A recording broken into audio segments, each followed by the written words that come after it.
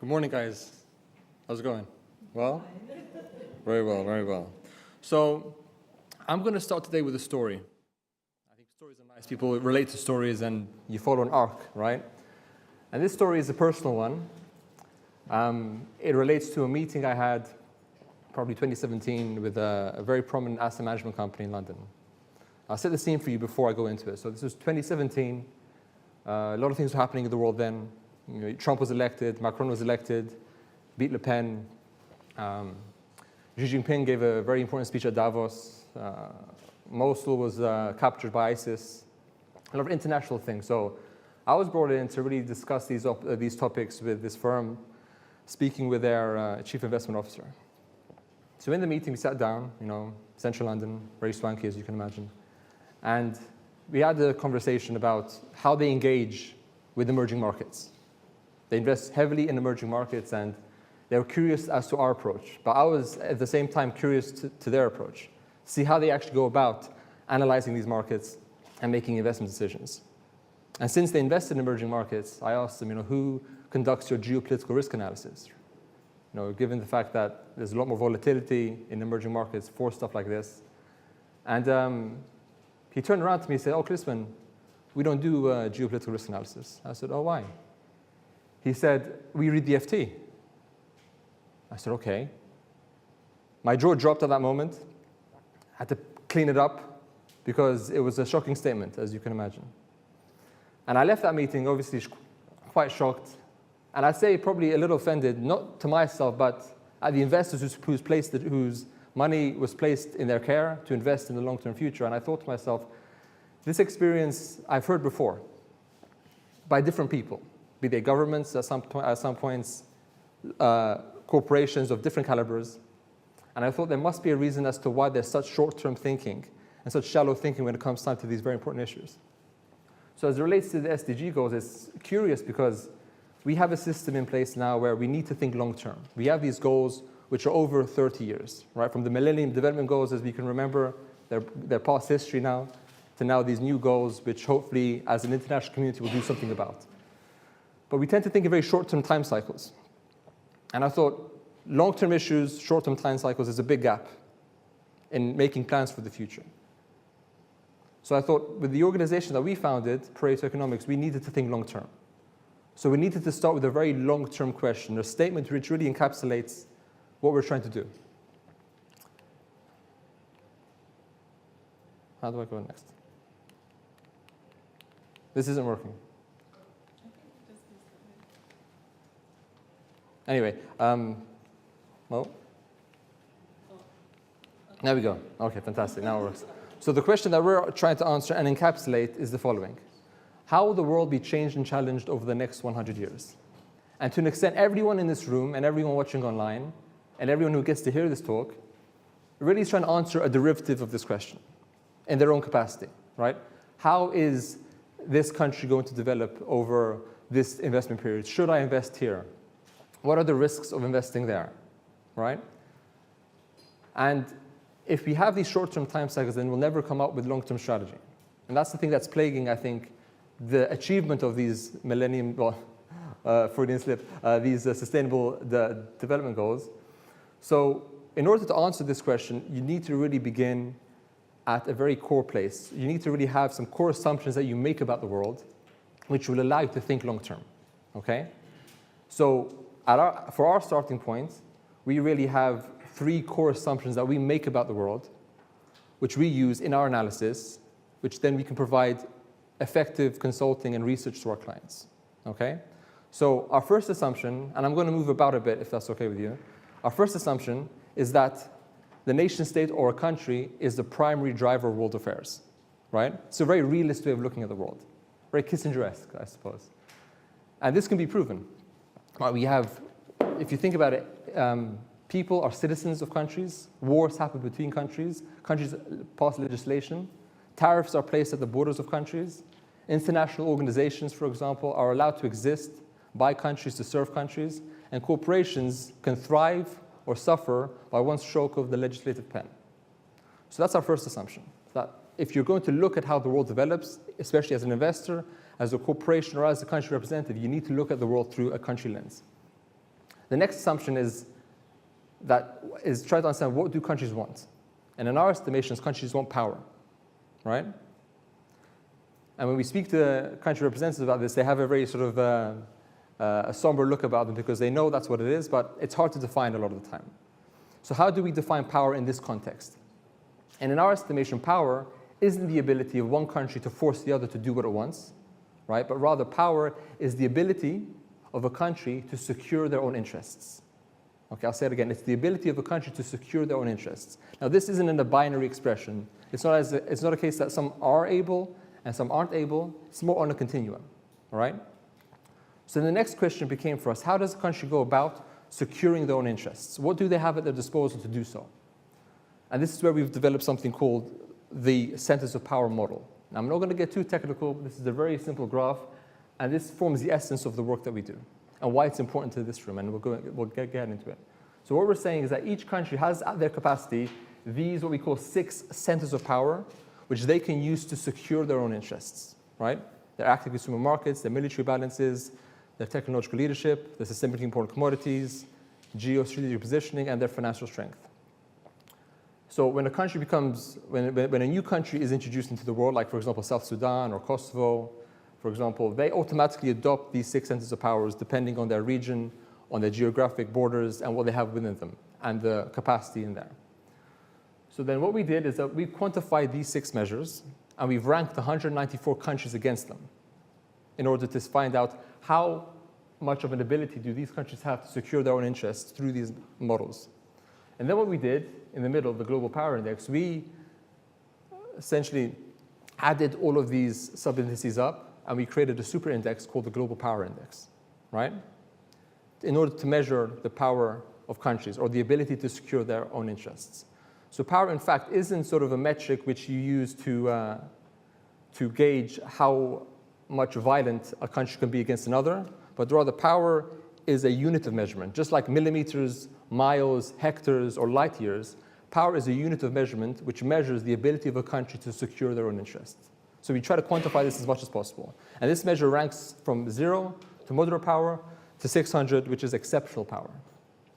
So what I'm about to show you on the next slide is how the world ranks, or at least the top 90 countries. If you want the full report, you can speak to myself afterwards and we can email it to you or go onto our website. But what you're about to see is the top 90 countries in our Global Power Index, okay? Before that, we break the world down into 7 regions. This is how the world is segmented by us. Different regions there, you can read them: North, South America, Europe, Asia Pacific, etc. And then what we've done is across the regions, we have the regions there, and then we have the indices across the vertical too. So what we're going to be looking at is the one in blue, the GPI all, where we'll be looking at all the countries in the GPI, but for this case, the top 90. So are you ready to see what the world looks like? Have you got any estimations in your mind as to who would rank first, second, third? I'm sure you do. But the results might shock you.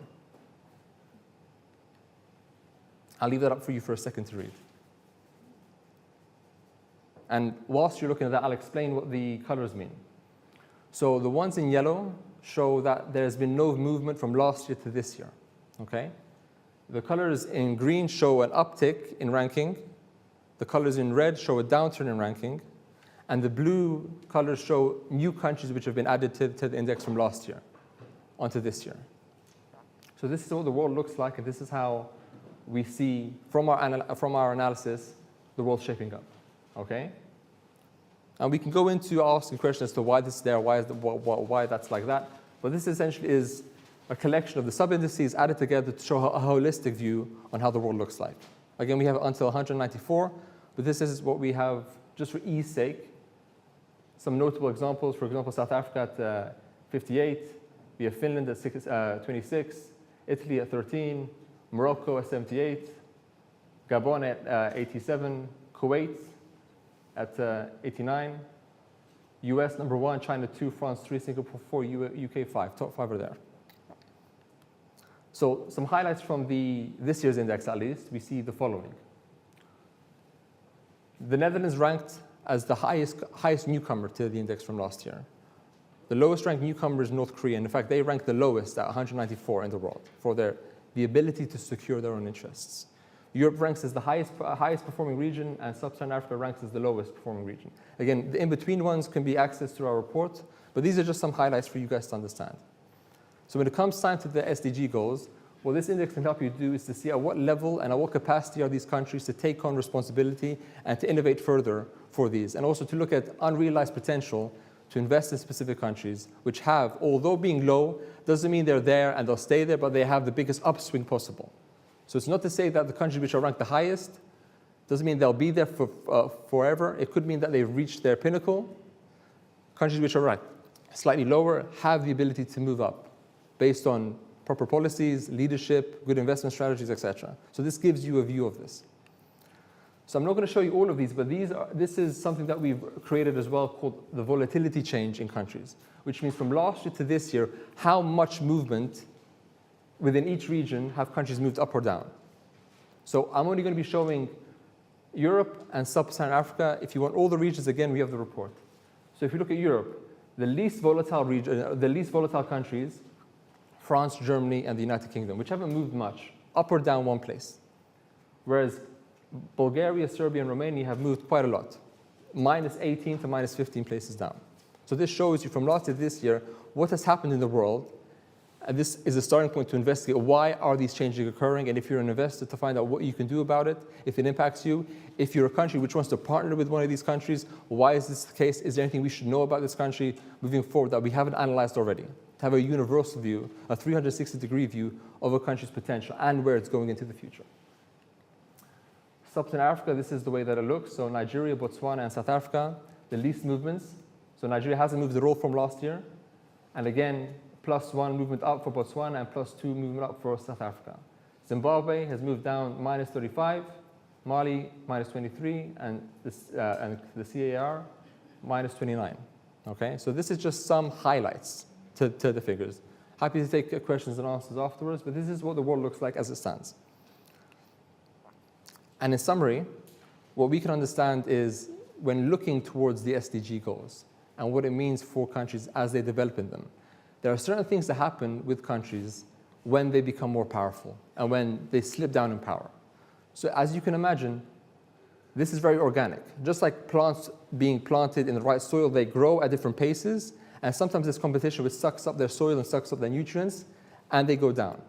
So in real terms, there are a few things that we've noticed that happen in the world for countries when they gain the ability to secure their own interests, and what happens when they lose the ability to secure their own interests. So these are just some of the highlights, and we've conducted extensive reports across many different countries on this. So one of the things is that they become more attractive to international trading blocs.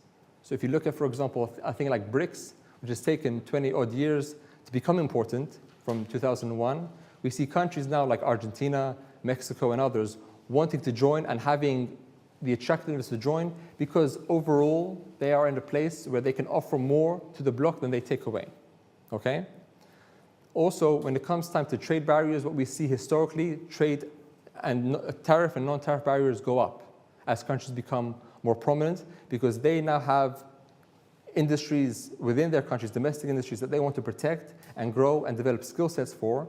So the ability to trade with them or to sell into these markets becomes restricted. We see this, for example, with the United States, which is still quite protectionist, China also growing to be still very protectionist, and others across time, because they want to keep what they have of value and they want to create and they want to cultivate strength within their own economies. They tend to think over a much longer term period.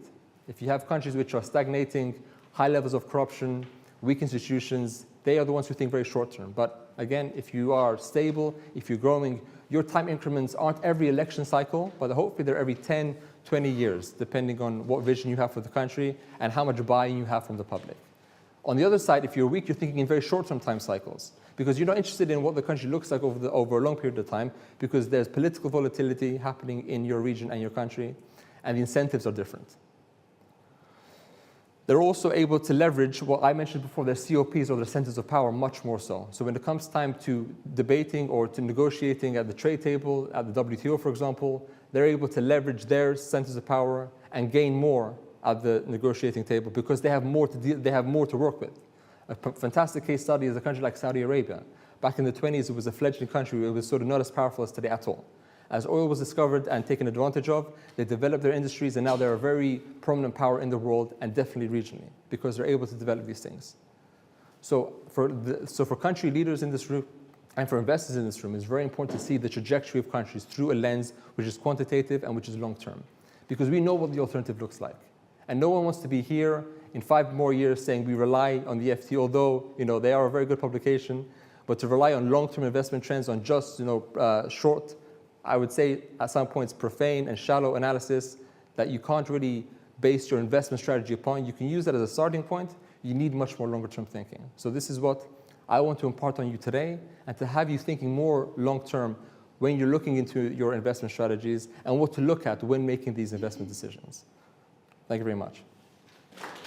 So, Klisman, I'd like to hear your thoughts around that. So if I had another 10 minutes on stage, I would have continued my thought process. But I'm going to do that here in probably 2 minutes. So we have to understand that trade, number one, is a means to an end.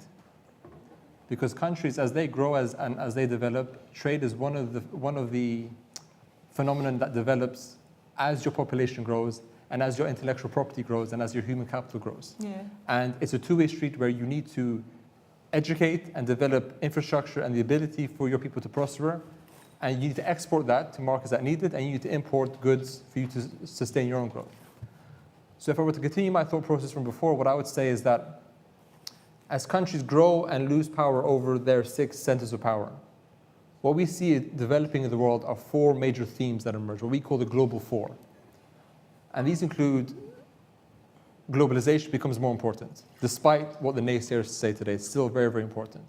Geopolitics becomes ever more present in the world, because as countries grow their power, they have a larger voice in the world, and now they can do things that they couldn't do before, right? Next thing that develops is technological transformation in different industries.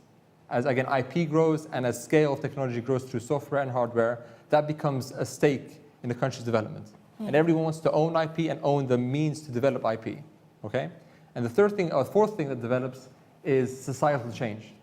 Demographic shifts change and evolve. Perspectives on how we should live our lives change and evolve, which then impacts businesses who need to then serve these markets with these ideas. And these things are converging, right? Meaning they are happening at the same time across different parts of the world. But the impacts of that are very, very distinct, depending on where these impacts are felt. So for a government that is looking to grow and to engage with the private sector, what they need to do, and what we say to them all the time, is that you need to develop an identity for yourself as how do you see yourself going into the future? What are the strengths that you want to develop? Because you can't develop them all. You have only limited time in office, and you have limited financial resources, political capital, etc., to then invest into the projects you want to invest in. So you need to be very clear as a government what it is that you want to see achieved over your lifespan in office. And once you have that as concretely as possible, then you engage with whoever it is you need to engage with to make these things happen. And it's a slow process, and it's an arduous process, but through different organizations and through collaborations, through international organizations, Chamber of Commerce, of course, you're able to do this. It is slow, it is arduous, but it's worthwhile to set in motion at the very beginning what it is you want to do as a country, what you want to be known for, and what are going to be the barriers in your way, and to prepare for them as early as possible by having a sense of where are my competitors going and where are my collaborators going into the future, so you can form relations with countries which you wouldn't have thought would be valuable, but once you look at the world again through sort of the centers of power model, you can see very clearly over the next 30, 40 years, where are these countries going, and should we be developing relationships with them now so that they can foster great things into the future. All right, that's quite brilliant. The SDGs that give a different, completely different overview of your model. Well, to understand that, I haven't had the chance to go into it, but they are below each sub-index. There are themes within that reflect issues which impact the SDGs. So you have to think about the index as like a gym. Okay, you have the equipment there, but you need to use it. You need to have an aim, right? And the data behind that can be contorted to reflect the questions that you want to be answered. So when you're looking at, for example, the Netherlands and its development plans, no matter what it is, right? Because again, what will be the future of the Netherlands over the next 100 years is a derivative, right, of the macro question that we asked, and any other smaller question like that. The SDGs is part of it for sure. So if you're looking at answering these questions, it's very clear to start from a place of what exactly is it that I want to understand. Because you run the risk of asking a bigger question, which can be broken down into smaller ones. Which is why I don't agree with the concept of ESG, because they're three very distinct things. And when you put them under one umbrella, having any measure of ESG company rankings become very contorted. You can have 10 different measures of ESG, and they'll have 10 different rankings of countries. So that's unhelpful. The more specific you are with what you want to know, the more effective this index is to help you answer that. But yes, there are metrics that we use which best reflect how capable countries are to achieving their aims. And if their aims are the SDGs, that's just a target. What we measure is the ability to get there. So for example, if you want to train for the London Marathon, right, that's like the SDG target. What we do is see what you have at your disposal to get you there. Have you got a personal trainer, right? Do you have the right equipment, right? How often do you train, right? These are the things which then tell us you have a 10%, 50% likelihood of coming first, second, third, fourth in that race. So that's how it works. Do any of the other panellists have anything to add to that? It is interesting, though, all these different tables. And I've used the ease of doing business, which is a personal favourite, which is actually correlates a little bit with your table, but not precisely. And the United Kingdom is in the top 10 in both, which is really good. But I don't know whether there's a kind of a global index of global indexes, is there? I don't think so, no. I don't think so. Maybe we can create one today. Well, something like that, Well. you'll never get any answer, because if you measure everything, you're really measuring nothing. Yeah. You know, so the more precise you are, the better the measure is. Yeah. That's what we've understood. All right. And I just sitting on that for a moment with the global index, I wonder how, given our topic is sustainable finance right now, how that will impact decision making within organisations. You know, having worked in currency for many years at the moment, that really affects how we trade with different regions around the world, for sure. because the currency pairing and based on the risk in location. Yeah. What are you predicting that this tool's going to, how is it going to influence the finance sector? The finance sector, well, you have to understand that we have the financial strength sub-index, which does a very good job in having a pulse on fiscal and monetary policy. So again, it depends on who you are and what question you're asking. So if you're asking from the perspective of a business, right, that trades grain, right, or wheat, right, your perspective on what those markets are going to do would depend on what question you're asking, okay? If you're a government and your main concern maybe isn't the SDGs right now because you have an unemployment crisis that hasn't been seen before. Let's say you're Lebanon, for example. Lebanon is in a place that hasn't been before, right? So their main immediate sort of tasks are not as macro, right, and as sort of long term. But what we can do with this index is that we can see what are the fundamentals of Lebanon or the Czech Republic, for example. Yeah. And given where the Czech Republic wants to go into the future, what number one it needs to do to get there that they may not be considering, and what partnerships they can build now so that can help them get there from a country perspective. And investors looking at that, you work with investors by saying, this is where this country wants to go into the future. These are the partnerships that it wants to develop, and this is where you can play your place. This is where you can play your place to grow with them. So it gives you a map for you to make more long. Again, it's always about the long term, because it's very easy to think short term. You get scared, you think short term, you know? But it's the long term that really matters. That's what keeps the economy is thriving and driving into the future. I think one of the most interesting things about your index was tying into what I was saying about real world impacts, because I can see government from a policy perspective looking at your index and the point you made about therefore we are going to be able to do better trade deals because we have this power. That's an example of a real world impact that you can explain to people and say we need to increase our defence spending because that will in turn lead to greater trade deals internationally that will reduce the price of bread in the supermarket. So I think these things are connected, but I guess my beef, and I'm sorry to sound cynical, but my beef is I don't think we're good at explaining them and making real world connectivity between the kind of things we're talking about and that people actually at home are understanding. Yeah. James. No, thank you, Katie. I think to build on that discussion, there's no accident from what we saw from the presentation before that the Netherlands was said to be number one, and North Korea was at the bottom of the table.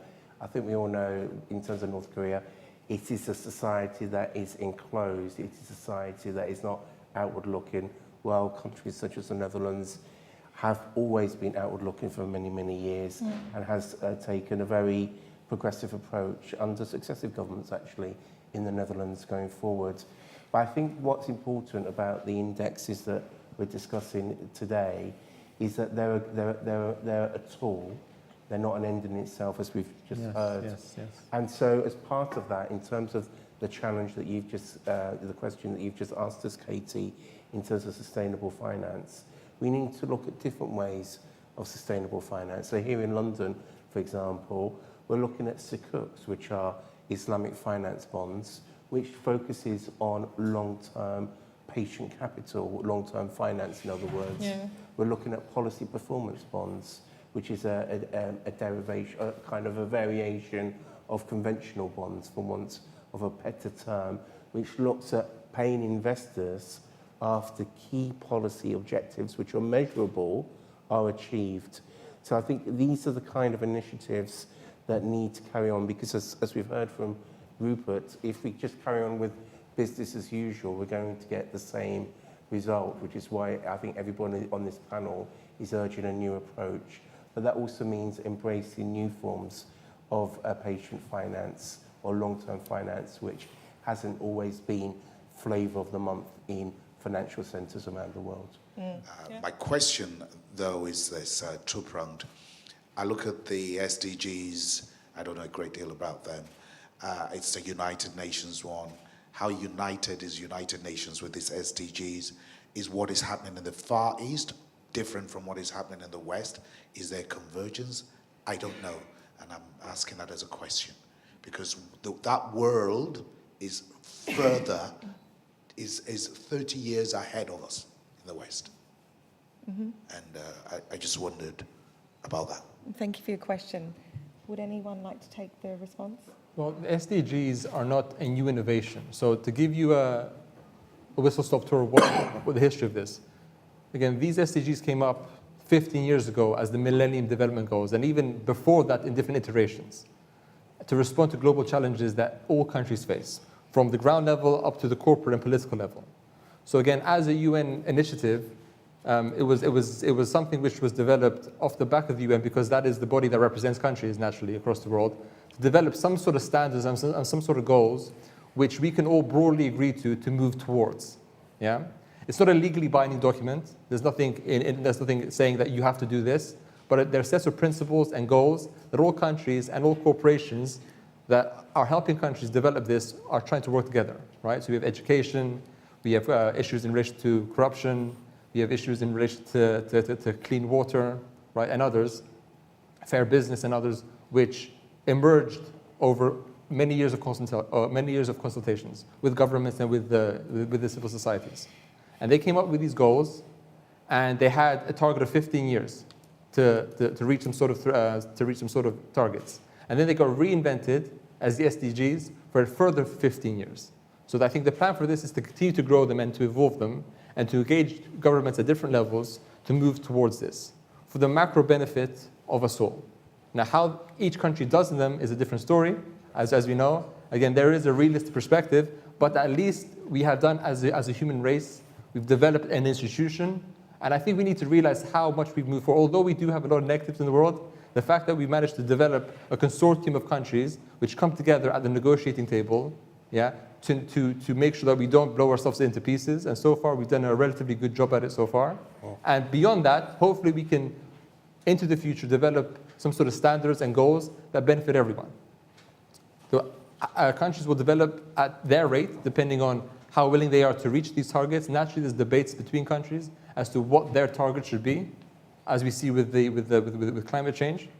But at least we have a common goal, and we're trying our best to move towards that. That's just a sort of more broader vision of what the SDGs are. Further thoughts?